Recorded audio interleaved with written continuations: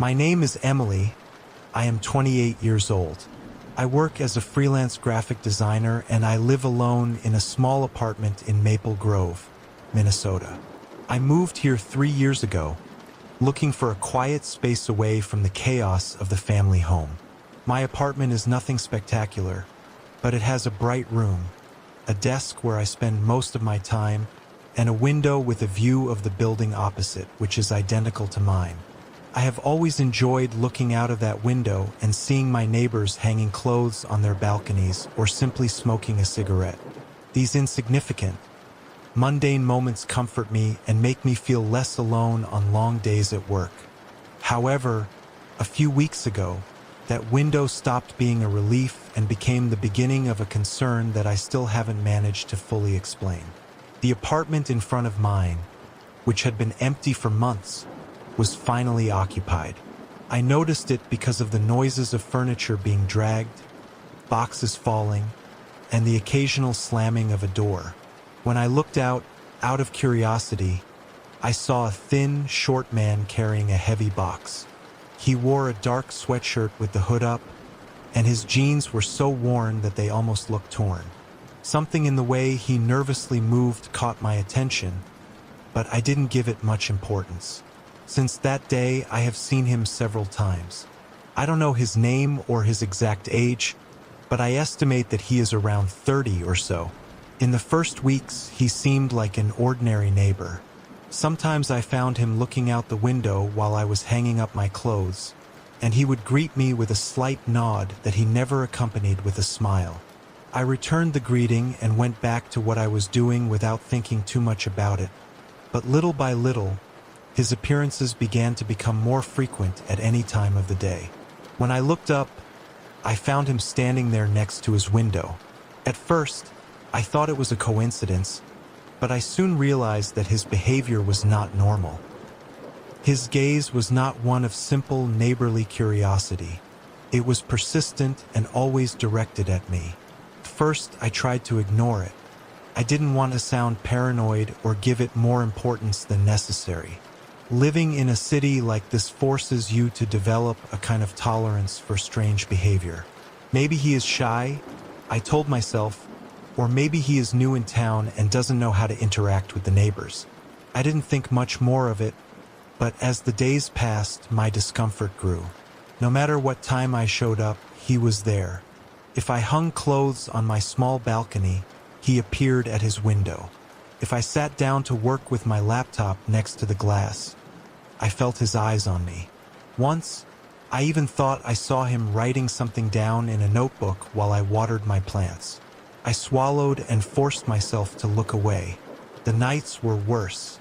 Before, I liked to leave the curtains open to enjoy the light of the park and the illuminated windows of the other buildings. But now that feeling of being watched forced me to close them as soon as the sun went down. However, even with the curtains drawn, I couldn't shake the idea that he was still there on the other side of the glass. One afternoon, I decided to face my discomfort, and I greeted him more firmly. I was on my balcony, and he was at his window as usual. I raised my hand and forced a smile. "Hi, are you new here?" I asked out loud, trying to sound casual. For a second, it looked like he wasn't going to answer. Then he nodded slowly, but he didn't say anything. He just looked at me with an intensity that made me feel small, vulnerable. "Everything is fine," I added, nervous about the silence. He finally spoke. Although his voice was more of a murmur than a greeting, he said, "Everything is fine. You are very consistent with your routine. It is interesting." Something in his tone made me take a step back.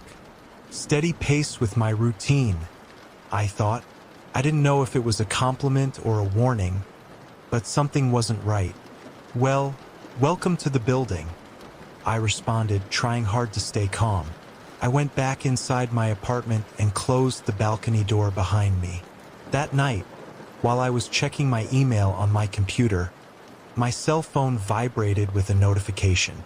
It was a friend request on my social networks. When I opened it, I froze. It was him. The profile photo showed his face with the same neutral expression that I saw every day from the window. The name on his profile didn't tell me anything. He had clearly looked for mine first. My breathing accelerated. I don't remember giving him my name or having exchanged more than a couple of words with him. I rejected the request immediately and turned off my cell phone. However, the anxiety had already set in as I realized he knew more about me than I thought. That night, I barely slept. I dreamed of windows that wouldn't close and eyes that followed me even when I turned off the lights. Waking up with my heart pounding in my temples, I swore to stay alert, but I couldn't shake the idea that something more was to come. The next few days were tense. Trying to ignore my neighbor became a constant battle between my need for normalcy and the fear that grew inside me. I closed the curtains almost all day, although I hated feeling locked in. I stopped going out on the balcony, and I even avoided looking toward his window, but I couldn't avoid the feeling that his gaze was still on me, passing through the walls. One night, while I was working on a project, the sound of a knock on my door made me jump. It was almost 10 p.m. I wasn't expecting anyone, and in my building, it was not common for neighbors to visit each other. I approached cautiously, trying not to make noise, and I looked through the peephole. It was empty. I waited a few seconds, holding my breath. Maybe it had been a mistake, an accidental knock, I told myself, but just as I was moving away, another knock sounded, stronger this time, accompanied by a dragging sound, as if something was scratching the wood. I looked again, but the peephole only showed me the empty hallway. I didn't dare open the door. With my hands trembling, I returned to the living room and checked that all the windows were closed. Something was wrong. I called a friend, Sarah, trying not to sound too paranoid. "Do you think I should report it to someone?" I asked after telling her about the knock. "To whom?" I responded, frustrated. There wasn't even anyone. It could be anything or anyone. Sarah insisted that I stay at her house that night, but I rejected the offer. I was ashamed to admit that something so simple was affecting me so much. After all, there was no real evidence that I was in danger, right?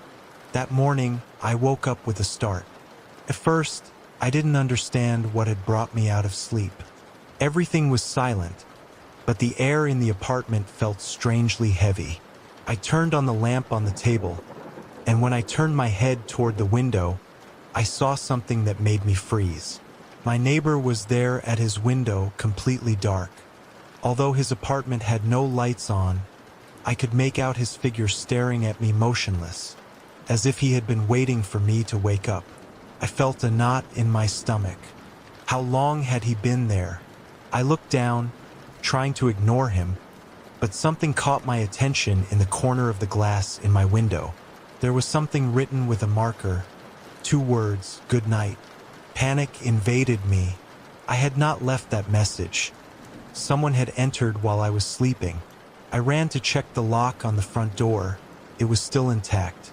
I tried to think logically, but my mind was full of terrifying images. The possibility that my neighbor had broken in made my stomach turn. I spent the rest of the night sitting in my living room with all the lights on and my phone in my hand, ready to call the police. In the morning, when daylight began to seep in, I got up to erase the words from my window, but they were gone. The glass was clean, as if they had never existed. From that moment, my fear became a certainty. I was not safe in my own home. That morning, I was unable to stay in the apartment. I took my computer, a change of clothes, and some essentials, and I went to the nearest cafe. I wrote to Sarah, and between coffees and nervous glances at the door, I told her everything that had happened. She was worried and insisted that I call the police, but I was doubtful. I had no evidence, just intuitions and a fear that clung to my chest like a dead weight. As the afternoon fell, Sarah accompanied me back to the apartment. I stood in front of the door for several minutes, unable to open it. My friend did it for me, and when I entered, everything seemed to be in order. Nothing out of place, no trace of anyone else in the space. However, the feeling of oppression was still there. "I don't want to leave you alone tonight," said Sarah, crossing her arms as if she wouldn't take no for an answer. "Okay," I responded, relieved. Maybe her presence would help me feel better. Somewhat calm, we spent the night in the living room, watching movies and talking about nonsense to distract ourselves. But around 1 in the morning, a dry sound broke the tranquility coming from my window. We both turned around at the same time. The neighbor was there, not in his window as always, but in mine. A chill ran through my body. His face was pressed against the glass, barely illuminated by the streetlights on my street. Sarah was paralyzed, but I reacted. I jumped up and screamed, "Get out of here! I'm going to call the police." He didn't move. His eyes were fixed on me as if he couldn't hear me. Then I noticed something that made me recoil. In his hand, he was holding something, a knife. It was a small kitchen knife, but it shone under the light, reminding me of how vulnerable I was. "Sarah," I yelled, who was shaking as she took out her phone. I ran to the front door to make sure it was locked. But when I turned the handle, I found something worse. The lock was broken. "It can't be," I murmured to no avail. A sharp knock on the window made me turn around. He was knocking on the glass slowly, but with enough force to make his message clear. He had no intention of leaving. He seemed to enjoy the fear he caused us. Sarah managed to call emergency services and barely had time to explain the basics before the glass began to splinter. My neighbor hit the handle of the knife over and over again, his expression completely unhinged. The minutes felt like hours while we waited for help to arrive. Then the glass hit and he stuck his arm in, trying to reach the latch. Sarah and I backed away, looking for something to defend ourselves in the corner of the room. I found a heavy lamp, grabbed it with both hands, and prepared myself for the worst. "Get away!" I shouted, feeling the sweat running down my forehead. But before I could fully enter, the sirens of the police broke the silence. The blue flashes illuminated the window, and he stopped his movements for a moment. He looked at me with a mixture of hatred and desperation. Then he withdrew his arm and ran. The officers arrived seconds later, bursting into the apartment while Sarah and I tried to explain what had happened. They searched the entire building but did not find him. His apartment was empty, with stacked boxes and just some basic furniture. However, on the wall next to his window, they found something that made my blood run cold. A collection of photographs of me, all taken from his window. I was working on some projects in the other room, and there was even one where I was sleeping, taken through the glass of my balcony. That night, I did not sleep in my apartment again, nor in the following days did I remain there. Shortly after, I left behind everything I could not carry with me. Sarah helped me pack. Although she tried to encourage me, my paranoia grew more every day. My neighbor was still at large, and the police had no clues about his whereabouts. The last time I spoke with them, they mentioned that the name under which he had rented the apartment was false. He had no history in any database. Now I live in another, smaller, more expensive but safer place. However, the fear has not gone away. Every time I sit in front of a window, I wonder if he is there watching me from some dark corner, waiting for the moment to return. Last night, I found an envelope under my door. I didn't recognize the sender, but when I opened it, I knew it was him. Inside, there was a photograph of me taken from a distance. On the back, in familiar handwriting, it only said, "I found you." If you are enjoying the stories, don't forget to like, comment, and subscribe.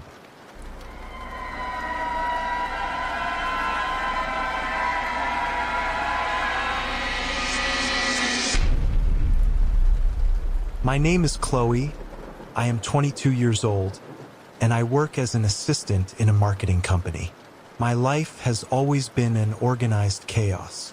I run from one side to another with pending meetings and endless lists of things to do that I never finish. But if I'm honest, I'm terrible at organizing myself. I always forget things. My keys, important dates, even basic tasks like paying for gas. That's why, when I saw an ad on my cell phone that promised to solve all my problems with a simple click, I didn't think too much about it. Organize your life with precision. Never forget anything. It said in big, bold letters. The app was called Perfect Assistant, and at that moment it seemed like exactly what I needed. The download was quick and free. Configuring it didn't take long either. I entered my schedules, important dates, and even some goals that I wanted to accomplish during the month. The interface was clean and friendly, just what I needed to not feel overwhelmed. During the first week, the app seemed to do what it promised. It reminded me of meetings, told me when to drink water or rest, and even suggested faster routes to get to work. Why didn't I do this before? I thought until something strange happened. One day, while I was checking my emails at the office, I received a notification from the app. Don't forget to go to the dry cleaners after work. I froze. I didn't remember telling the app that I needed to go to the dry cleaners. It was true that I had a dress that I had to pick up, but I hadn't written it down anywhere. I tried to convince myself that I had forgotten or that maybe I had checked it in at some point and didn't remember. But that night, while I was at home, another notification came. Time to make dinner. Something light like chicken salad. It was exactly what I had been thinking about cooking. I hadn't planned it. I hadn't even opened the refrigerator. I still felt a chill, but I told myself they were coincidences, harmless coincidences, or at least that's what I thought. The next day, I began to pay more attention to the app's notifications. I repeated to myself that it was probably just an advanced artificial intelligence designed to learn from my routines. However, as the hours passed, the precision with which it anticipated my actions became impossible to ignore. At 10 in the morning, while I was in the office, I received a notification. It's time to have coffee with a pinch of sugar. As you like. I didn't have any reminder for that moment, but the notification appeared just when I thought about getting up to prepare some. Later, when leaving the office, the app suggested, take the secondary street. Your usual route is heavy with traffic. I quickly checked Google Maps out of curiosity, and sure enough, my usual route was congested. That night, when I got home, I felt a discomfort that I had not felt before. My phone, which had always been my support tool, now seemed like an intruder. I sat on the couch, determined to investigate. I checked the app's permissions and didn't find anything out of the ordinary. Access to my location, calendar, contacts, and physical activity. Everything standard, everything normal. But it was just an app. How could it know things I had not written down? That morning, I woke up startled. My phone was vibrating insistently. I unlocked it and saw a new notification. You should close the window. It's cold outside. The message left me cold. I live alone, and although my window was open, I had not mentioned it or written it down anywhere. I looked into the living room. There was the window wide open. Closing it took more effort than it should have. My hands were shaking. How did the app know? That night, I didn't sleep well. Every little sound in the building made me raise my head. Every time I looked at my phone, I felt like I was being watched. In the morning, I woke up to another notification. Don't forget to put on the red coat. It will be cold later. The coat was on my couch, where I had left it when I arrived the night before. The message wasn't a suggestion. It was an order. Something wasn't right, and I knew it. The app was crossing limits that I had not allowed. It was days before I dared to talk to someone about what was happening. First, I called Sarah, my best friend. While I was telling her, her response was logical, almost too logical. It's just an algorithm. Apps do that. They listen to your conversations, they review your searches, things like that. You're paranoid, she said. I wanted to believe her, but there was something that didn't add up. I had never looked for or talked about many of the things that the app knew. However, I didn't want to sound exaggerated, so I pretended to calm myself down. The real blow came one afternoon at work. I was about to close my computer when I received a new notification. Don't forget about the file in the bottom left drawer. It was a project that had been requested of me hours ago, but I had never mentioned it or written it down anywhere. I opened the drawer, and sure enough, it was there. No clue how I had missed it. Not even my boss knew. I left my phone on the desk, feeling my chest tighten. That night, I convinced myself that I needed to uninstall the app. I looked for the option on my cell phone, but it didn't appear in the list of applications. I checked the storage settings, nothing. I tried to restart the phone, and the first thing I saw when I turned it on was another notification. Why do you want to uninstall? I'm here to help you. The message took my breath away. It was personalized, as if someone was speaking directly to me. I slammed it shut and threw the phone in a drawer, ready not to play with it again for the rest of the night. However, things didn't end there.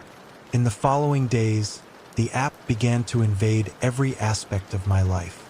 I knew when I left the house, when I returned, and even things as trivial as the exact moment I was getting ready to make coffee. But the most disturbing thing came on a Sunday morning when I woke up to a new message. Don't forget to smile at the man in the blue shirt at the corner cafe. I went to the cafe later, trying to convince myself that it was nothing more than a coincidence. And then I saw him. A man with short hair and a blue shirt, an ordinary appearance who looked at me for a second but did not speak to me. I left there as quickly as I could, with goosebumps and the feeling that my life was no longer mine alone. That afternoon, I called the police, but when I dialed the line, it went silent. There wasn't even a ringtone, just static noise. Then my phone vibrated. A message appeared on the screen. That's not necessary, Chloe. Everything is under control. I closed the door to my apartment and locked it, seeking refuge in my own thoughts. But I no longer felt safe in my own house. Who was behind this? And even worse, how far did they plan to go? That night, I couldn't take it anymore. I decided to go directly to a technician to check my phone. I didn't care how much it cost. I wanted answers. I put the cell phone in my bag and left the house. I took a taxi to a service center that I had searched for online. The driver was an older and quiet man. As we drove, I checked my bag to make sure I had the charger and phone. However, when I took out the device, I found a new notification. Don't try to run away. I felt the blood drain from my face. I was frozen. I had barely left the house. I looked around the taxi, searching for anything that would indicate that someone else was involved, but the driver was still focused on the road. I leaned forward and asked him to speed up. Minutes later, the cell phone vibrated again. You won't get to where you think. I was shaking. I tried to turn it off, but the screen didn't respond. The phone was still on, showing my location in real time. Suddenly, the taxi turned onto a secondary street. Why did we change routes? I asked, trying to sound calm. The driver turned to me with a confused expression. You didn't ask me to take this street. No, I didn't. My cell phone vibrated again. It's easier if you don't fight. I asked the driver to stop immediately. I got out of the taxi as soon as it stopped and ran to a nearby cafe, looking for a public place where I could feel safe. I sat in a corner and tried to compose myself. I was sweating. My heart was beating so hard I could barely think. I decided I couldn't trust that phone anymore. I left it on the table, feeling like I had gained a little control, until a last notification appeared on the screen. Now we are face to face. I looked toward the entrance of the cafe. A man was standing there. It was the same one from the cafe in the blue shirt. He smiled at me, but it was not a friendly smile. It was a smile that said he was in control. Without thinking, I grabbed my bag and ran toward the back exit. I heard his footsteps behind me, accelerating. I went out into a dark alley and felt my legs trembling. I couldn't think. I couldn't reason. I turned towards the main street, trying to lose him, but his shadow was still behind me. I finally stopped. My strength abandoned me. I turned around and saw him advancing calmly as if he knew he had me trapped. "What do you want?" I shouted, my voice broken by fear. He stopped a few steps from me, took a phone out of his pocket, and raised it to show me the screen. It was my profile in the app. "I just want to help you, Chloe, as I have always done." My knees buckled, and I fell to the ground. I had no way out. He advanced toward me while my breathing became more and more labored. I tried to back away, but my back hit a wall. My eyes searched desperately for an exit, but the street was deserted. No one was going to come. "I did all this for you so that your life would be perfect." His voice was low, slow, but charged with a terrifying calm. I felt an icy weight on my chest. I tried to scream, but no sound came out of my mouth. My vision blurred as he extended a hand toward my face. "Trust me." The last sound I heard was the vibration of a phone.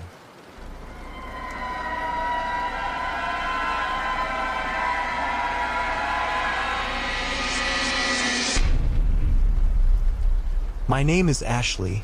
I'm 27 years old, and I work as a community manager at a small agency. Somewhat ironic considering how much the social networks overwhelm me. I like to maintain my life private outside the internet. My profiles are minimal, just a couple of photos, a generic description, and almost no publications.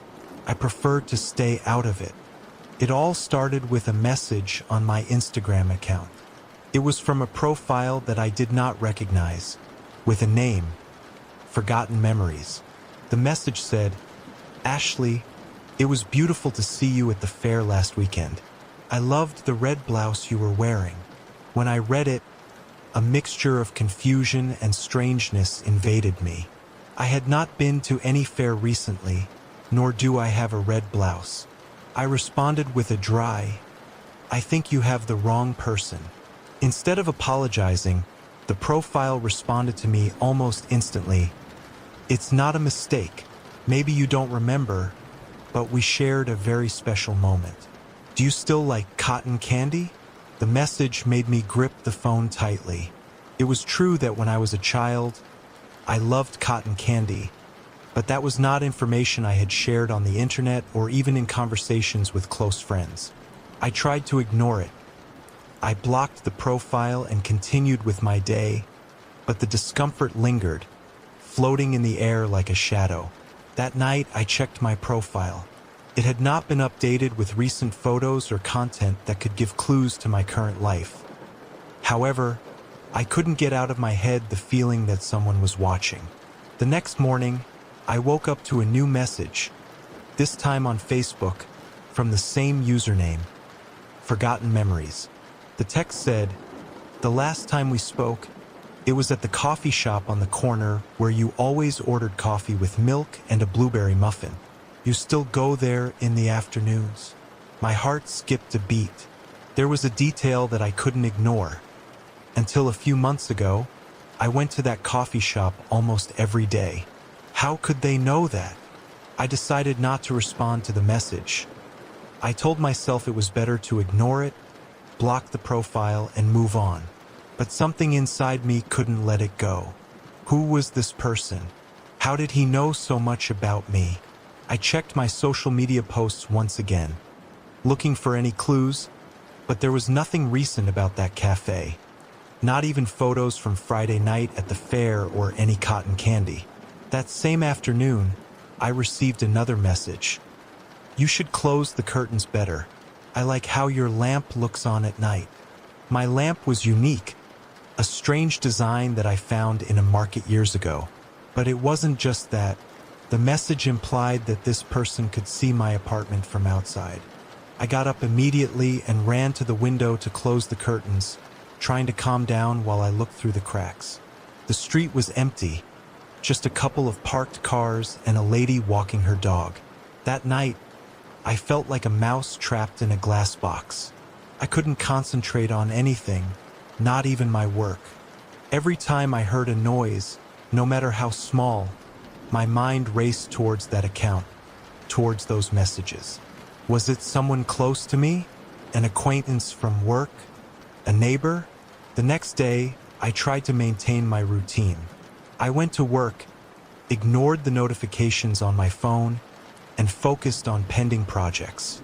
But when I opened my personal email, I found a message with the subject, "I thought you would like this memory." The sender had no name, just a strange symbol inside. There was a photo of me from years ago, in a park wearing the blouse I had worn on my 20th birthday. The most disturbing thing was that it wasn't a photo that I recognized.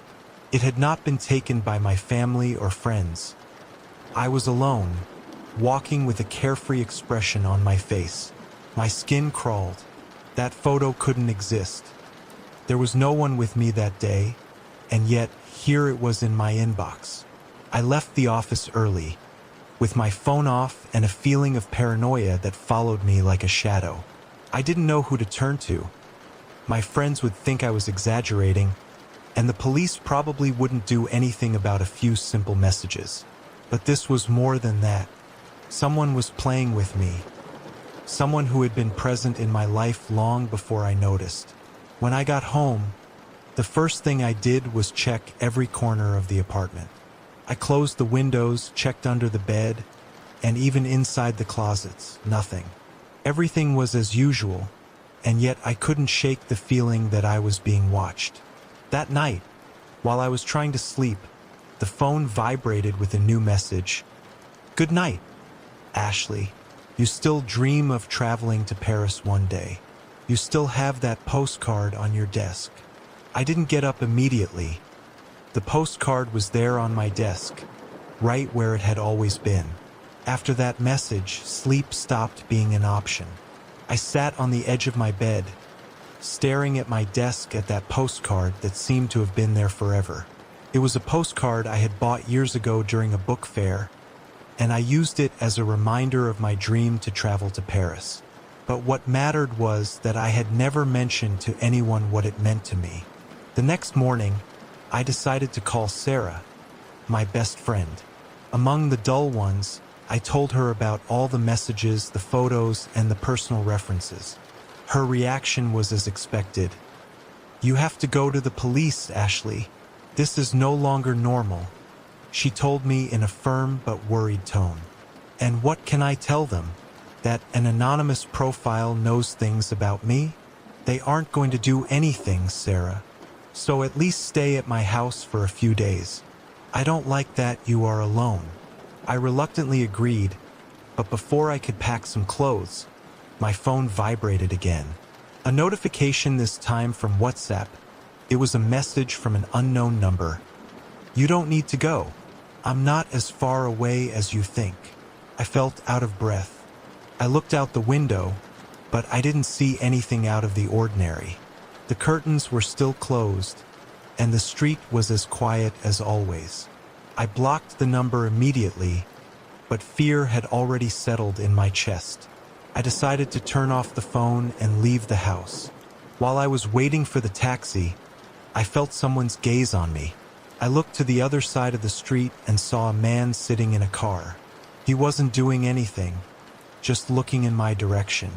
I got into the taxi with my heart hammering in my ears. That night, already installed at Sarah's house, I tried to convince myself that everything was under control. She tried to distract me with a movie and some wine, but my mind didn't stop wandering. At some point, I went to the bathroom, and when I came back, I found my phone on the table. "You turned it on?" I asked Sarah, with a knot in my stomach. "No, I haven't even touched it," she responded, raising her hands as if to prove her innocence. I approached cautiously and saw the illuminated screen. There was a new photo. It was a capture of the room where we were sitting, taken from outside through the window. The panic was instantaneous. Sarah ran to close the curtains while I checked the doors, feeling as if the walls were shrinking around us. Someone is close, I thought. Someone who isn't going to stop. This is too much. We have to call the police now, Sarah insisted, tears in her eyes. But before I could answer, my phone vibrated again. I opened it with trembling hands. The message said, "Run. If you want, I'm already inside." My legs froze when I read those words. I'm already inside. Sarah and I looked at each other, terrified. She ran to the front door to make sure it was locked while I, trembling, took a knife from the kitchen. It didn't make sense. No one had entered, or had they? "Are you sure you locked everything when you arrived?" I whispered, trying not to let my voice betray my panic. "Of course," she responded, frantically checking the windows and the back door. But I knew it didn't matter. Whoever it was one step ahead of us. The phone vibrated again. I opened it with trembling hands, and this time there was a photo. This time it was closer. Sarah and I appeared together in the living room as if it had been taken from the doorframe. My entire body tensed, and a cold sweat ran down me. I turned my back to the door of the hallway that led to the rest of the house. It was ajar. "Someone is here," I whispered. Sarah stopped moving, looking at me with wide eyes. We both retreated toward the kitchen, looking for something to defend ourselves with. I tried to call the police, but the phone dialed a no service that felt like a mockery. The minutes passed with an exasperating slowness, and every little noise in the house felt like a scream in my ears. Suddenly, a creak came from the hallway, a sound dry as if someone had stepped on a loose board. We turned at the same time and saw the shadow, a tall figure standing still in the doorway. "Who are you?" I shouted, trying to sound louder than I felt. There was no answer, only silence. The figure took a step toward us, and then I saw him. He was wearing a black mask that covered his entire face. His hands were empty, but his presence was more terrifying than any weapon. Sarah let out a scream and ran toward the back door. I tried to follow her, but I tripped over a chair and fell to the ground, losing the knife in the process. He advanced quickly toward me, and at that moment, all I could do was kick towards his legs as I tried to get away from him. "Help!" I screamed, hoping that someone could hear me, but the house was completely isolated. Sarah returned with a wooden stick that she had found in the laundry and hit him with all her strength on the back. He staggered but did not fall. Instead of running away, he simply turned toward her, as if he knew she had everything under control. At that moment, I saw my chance. I got up as best I could and ran toward the front door. I threw it open and ran out into the street, screaming for help. Sarah followed me a few seconds later, tears streaming down her face. When the police finally arrived, the man had disappeared. There were no signs that anyone had entered, no footprints or anything. Just the messages on my phone, the photos, and the fear that now felt like a permanent mark on my skin. That night, I didn't return home. Sarah and I went to the police station where I tried to explain what had happened. But the more I talked, the more absurd the story sounded. An anonymous profile, personal messages, disturbing photos, and a figure that had disappeared without a trace. The officers took notes, but their looks told me everything. They couldn't do much more than offer me a patrol to monitor the area. "If anything happens again, call us immediately," they told me before letting us go. Sarah insisted that I stay at her house, but I knew I wouldn't be able to sleep, so I accepted out of pure inertia. I spent the hours searching for something to explain how it all started. I tried to trace the outline of forgotten memories, but it had disappeared and didn't exist. Around 3 in the morning, I received an email. The sender had no name, but the subject said, "I thought you would like this." I opened the message with my heart in my fist. Inside, there was an attached file, a video. I played it with trembling hands. It was me in my room, recorded from the frame of the door while I was sleeping.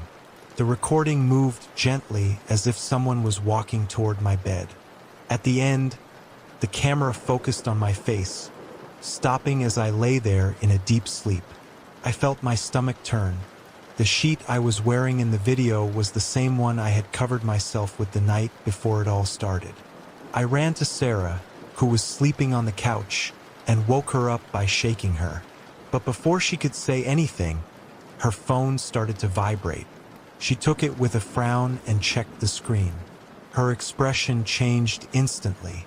"Ashley, they sent me a photo of us in the living room." Now my blood froze. We left the house without looking back, running to the street, looking for somewhere safe. We found an open gas station and stayed there, surrounded by bright lights and security cameras. That was the last time I tried to face it. We never came home that night, and I never received messages from forgotten memories again. But my life changed forever. Now, every time I leave the house, I feel like someone is watching me. Every time I close a door, I doubt if it is really safe.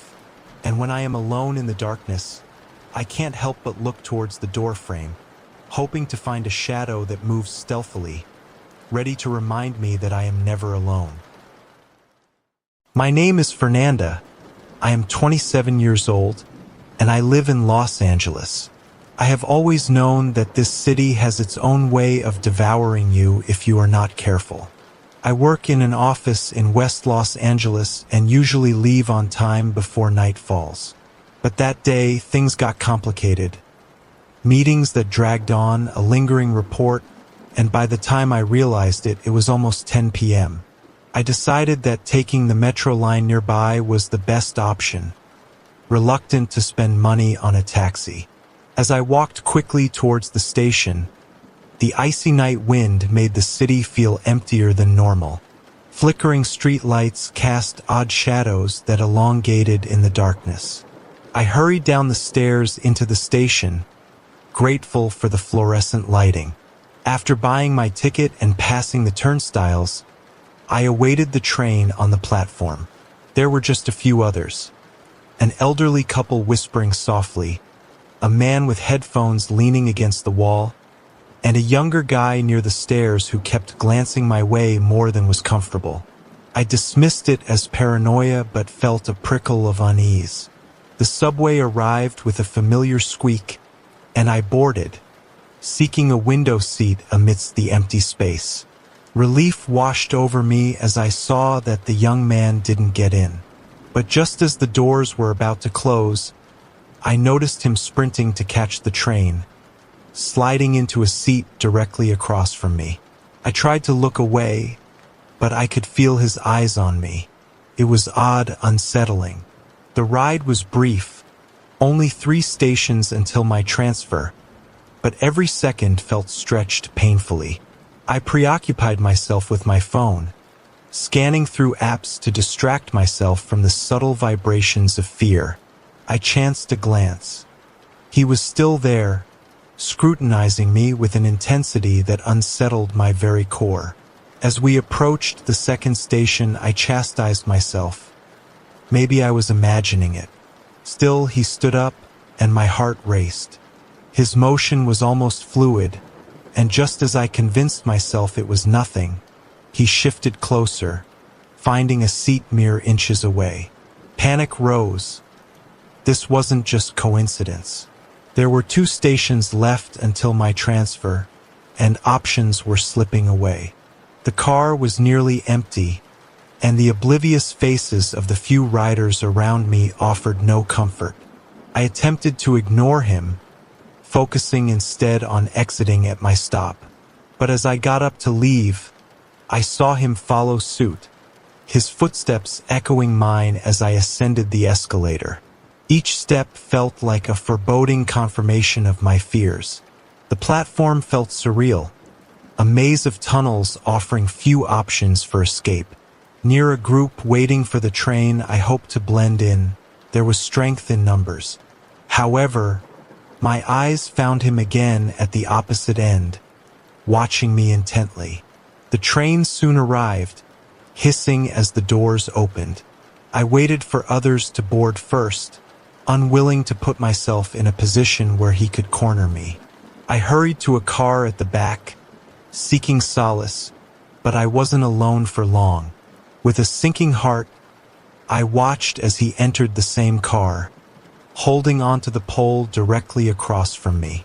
Terrified, I tried to devise a plan. Getting off at the next station seemed foolish. It could confirm my fear. He was pursuing me, but the thought of being right made my skin crawl. My phone had no signal in the tunnels, and when the couple next to me vacated their seats, I felt utterly exposed.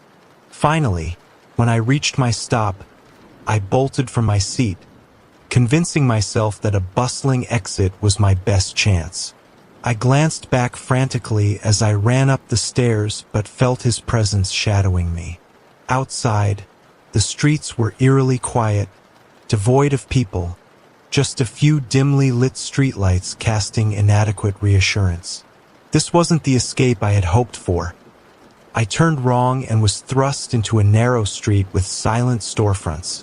Heart racing, I scanned for help as I heard his deliberate footsteps nearing. Ignoring the rising panic, I focused on a route towards another avenue, but froze when I saw him blocking my path at the end of the alley. "Don't be scared. I just want to talk," he said with a crooked smile that chilled me to the bone.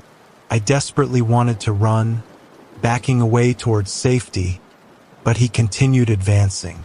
My heartbeat hammered in my ears. "Don't stop. Don't look back." The alley ahead led me to a small restaurant with lights flickering inside. I dashed for it as he hurried after me. "Please help me. That man is following me," I implored the bartender, a man named Gabriel, who looked startled but alert. Just then, I spotted my pursuer outside, his calm demeanor turning the air thick with tension. Gabriel made the decision to call the police as my stalker continued to stare at me before he turned away and vanished into the darkness. I sat trembling, trying to regain my composure while Gabriel offered me a glass of water. Yet, as the minutes crept by, concern darkened his features. "I think we should close up early," he said, pacing near the entrance, eyes darting outside. My heart sank with the realization that maybe this night was far from over. Suddenly, a loud bang shattered the tranquility, the sound of something impacting the back door. Gabriel grabbed a knife from the counter, his demeanor shifting to one of urgency. He cautiously approached the back door while I remained frozen in fear. Then, from the front, I heard the unmistakable sound of the entrance being smashed open. "It's here," I murmured in dread. My stalker had returned, but not alone. The shadows grew darker as I glimpsed figures moving outside. Gabriel dialed again. The line was dead. "We need to get to the cellar," he urged, keys in hand. But before he could act, a man stepped in front of him, blocking his path. With the loud crash of the front door breaking, I realized there was no escape. My heart pounded as I spotted my stalker, his smile wider than before. Gabriel lunged forward, but the assailant struck back with a chair, leaving Gabriel helpless. I felt helpless too, cornered with no way out. In desperation, I grabbed a metal tube from the corner. I swung it as hard as I could, dazing him momentarily and buying time. Without thinking twice, I bolted for the front exit, not daring to look back.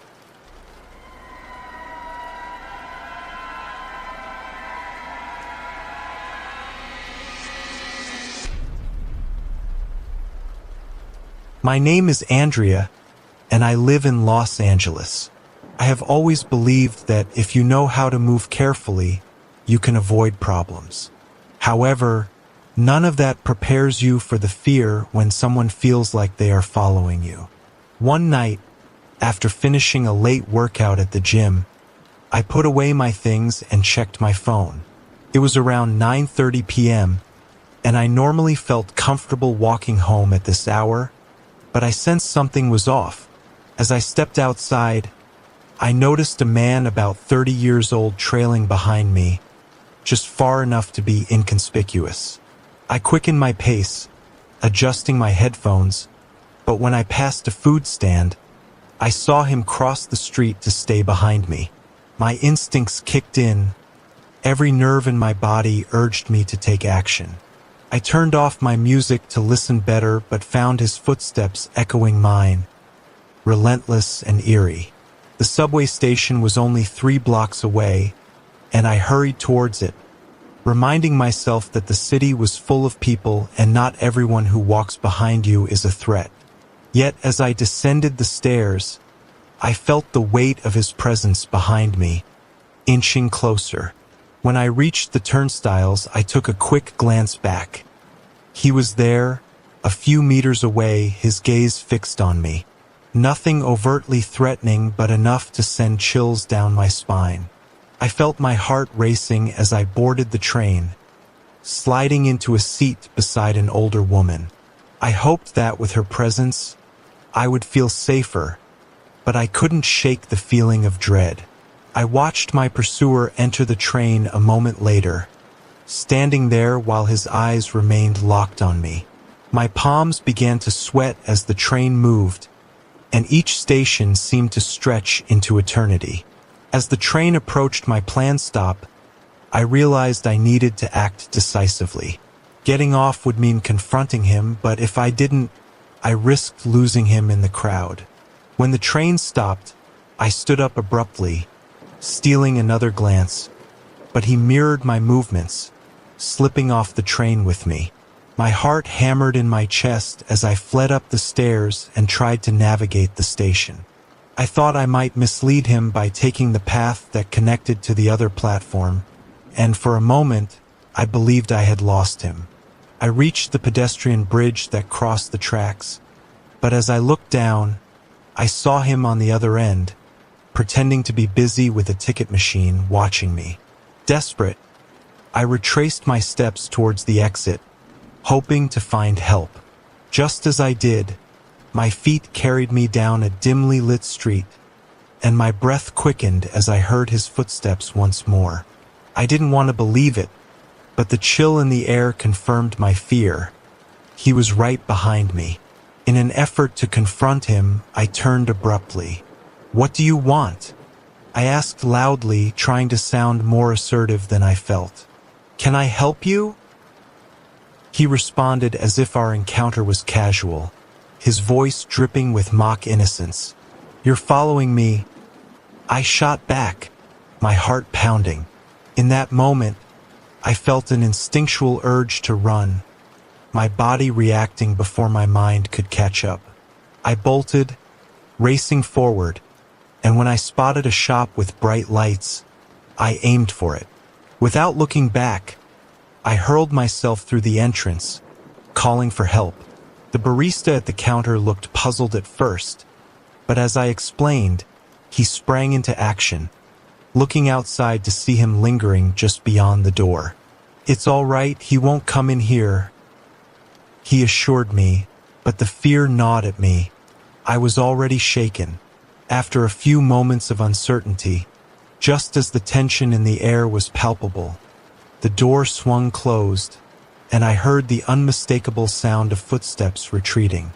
I took a deep breath, shaking, grateful to be safe inside as I waited for my friend to arrive, knowing that I would never forget how deeply the city could feel unsafe, even in the familiar.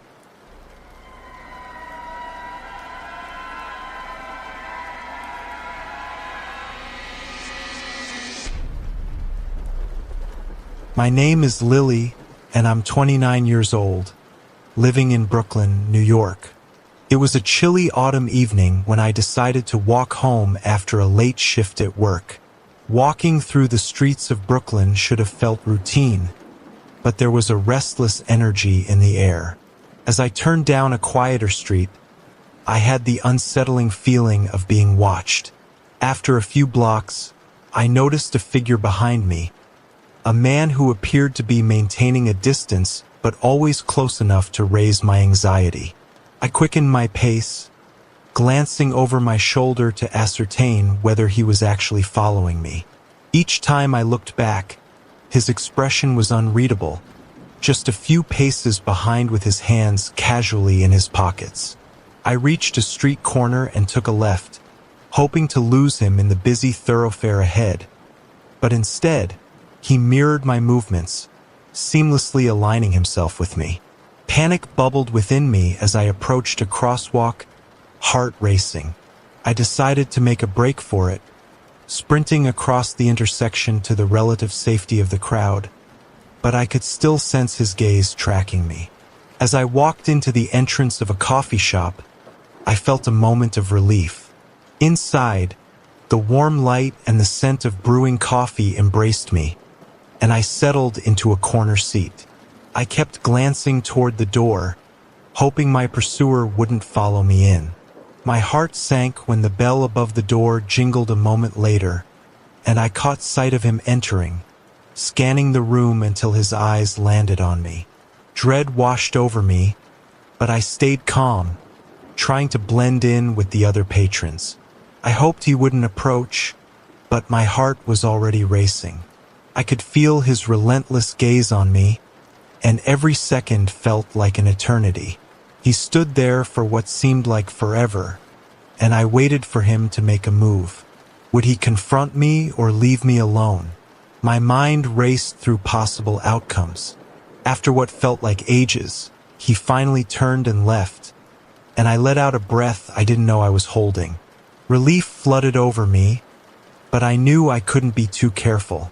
I signaled the barista to pay and quickly headed for the door, contemplating my next move as I stepped outside, scanning the street. Just as I stepped out, the feeling of being watched returned, more intensely this time. I glanced around, anxiety gripping me again. It was then I saw him, a short distance away, leaning against a lamppost and staring right at me with an unsettling smile. My pulse quickened, adrenaline surged through me, and without thinking, I took off. I ran down the street, weaving through pedestrians, and at the next corner, I ducked into a brightly lit bodega. My heart was hammering in my chest as I dashed down the aisle, looking for anything that could serve as a makeshift weapon. I found a can of soda and gripped it tightly, waiting by the checkout. When the bell rang above the door, I cursed my luck. He had followed me inside. The cashier looked up, confused at my fearful expression, while I kept an eye on the entrance. My stalker strode in like he owned the place, scanning the aisles before spotting me. "Hey, what's up?" he said casually, but the way his voice rolled off his tongue felt wrong, his eyes dark and predatory. I glared back, raising the can slightly as if it would provide any comfort. "Stay away from me," I shouted, my voice filled with both authority and desperation. My heart raced as the cashier's expression changed to confusion and concern. Perhaps sensing the tension, he stepped forward, attempting to defuse the situation. "Everything all right here?" he asked, trying to present a calm front. Turning his back to my pursuer was a risky move, but in that moment, it felt right. "Yeah, just lost track of someone," I said, feigning nonchalance as I sidestepped closer to the front entrance. The man hesitated, glancing back and forth between us, but I could see the irritation growing on his face. Suddenly, he took a step forward, but the cashier remained resolute, standing his ground, which prompted the man to reconsider.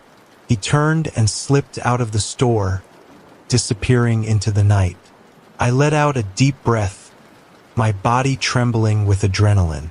"Thank you," I managed, shooting grateful eyes toward the cashier as I exited cautiously after him. The night felt safer now, at least for the moment, but the memory of that encounter would linger. I vowed to be more aware moving forward, knowing the vulnerabilities of the night streets all too well.